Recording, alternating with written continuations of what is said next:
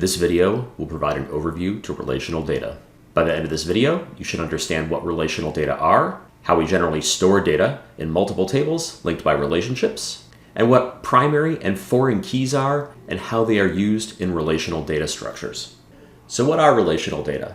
Often the data you want come from combining information from many different tables of data.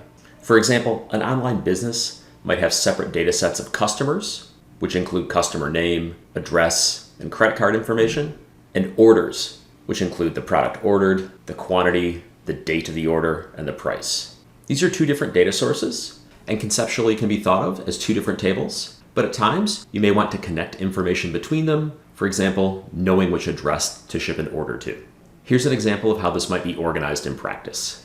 A firm may have a customers table and an orders table. The customer table contains a customer identification number called cust.id, the name of the customer, and in this case, the planet they're from. The orders table contains information about products that they've ordered. This table contains a product name, the ID number of the customer that ordered the product, the quantity, and the price.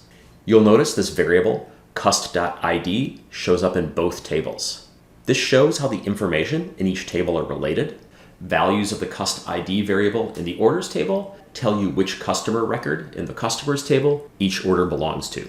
So for example, the laser sword order in the first row of the orders table has customer ID 12, and that tells you that product was ordered by Luke Skywalker. You know this because the customer identifiers match between each table. Likewise, in the case of the bounty hunter disguise, customer ID 18 identifies customer Leia Organa from planet Alderaan in the customers table. Finally, you'll notice that for customer ID 7, there are two orders, one for a spaceship and one for Wookiee Chow, but both belong to the customer Han Solo, identified by customer ID 7.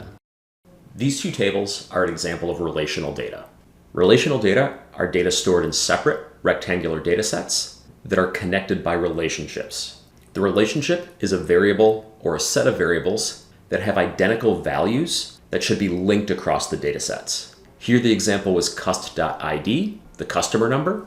The value of cust.id in the orders table corresponds to a customer record in the customers table. This forms the relationship between those two tables. So why is it that we store data this way? First of all, storing data in relational data sets saves space. You don't need to save all of the information about a customer along with each order. All you need is their customer ID number. It also provides consistency in your data. The customer's name is only stored in one place, in the customers table, so it's always consistent when you look it up. Relational data is also fast. Computers are much faster at searching for things like numbers than they are a full name, and so it makes lookups in your data much faster. Relational data also provide ease of updates. There's only one place that you would need to update a customer's name or their address if that information changes. In this class, however, you're often going to want to combine data from different data sources, and you'll use relational data techniques to do that. Remember that relationships are a variable or set of variables who, when they have identical values, represent observations that should be matched across data sets. Relationships in business data are often defined by a single numeric variable. This is called an identifier, ID, or key variable. It's usually going to have an integer data type. Generally, these ID numbers or key variables have no meaning other than to define relationships between data sets. Frequently, you'll just start with 0 and work your way up as you add observations in your data sets to set values for this key variable. So why is it that we use key variables?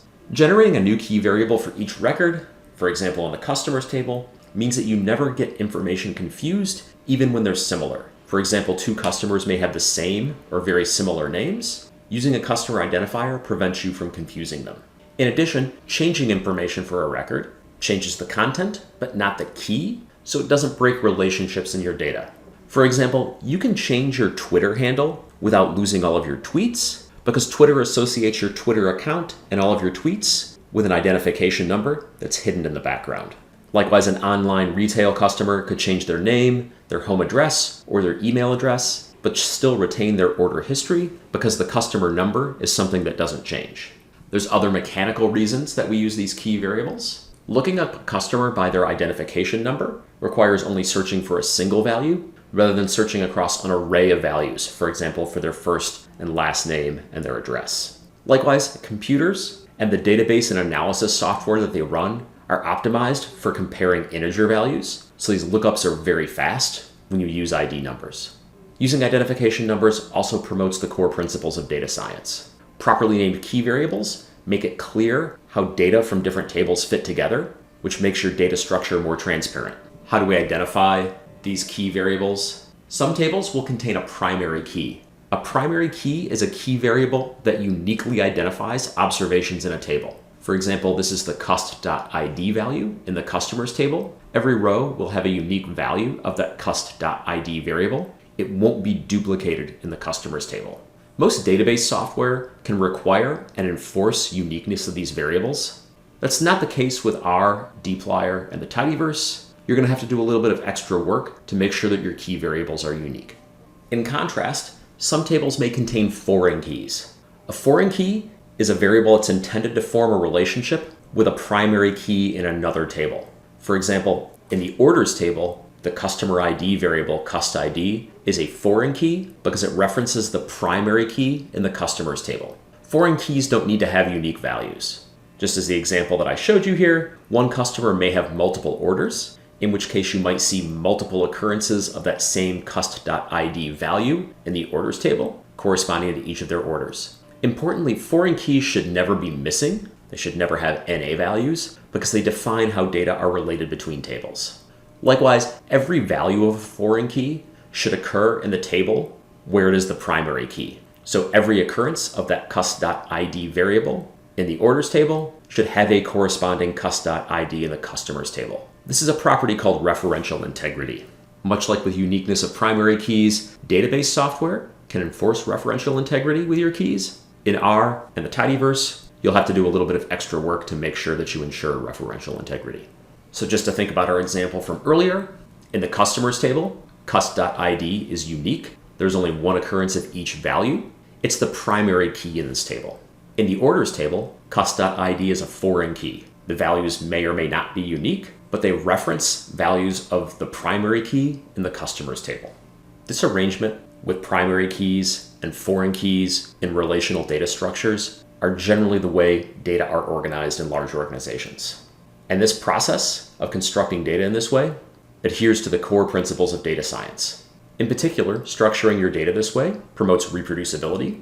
Key variables will always match related observations, even if other details of those observations change.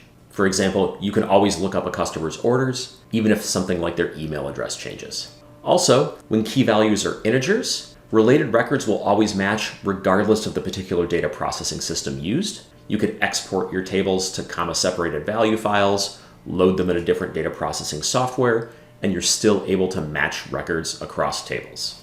Likewise, organizing your data like this improves transparency, particularly if you give key variables clear names that make it obvious how data in different tables fit together. A best practice for naming primary keys is to make it some variant of the table name followed by the letters ID to reference that it's a primary key in that table. Then when you're referencing that variable as a foreign key in a different table, use that exact same name.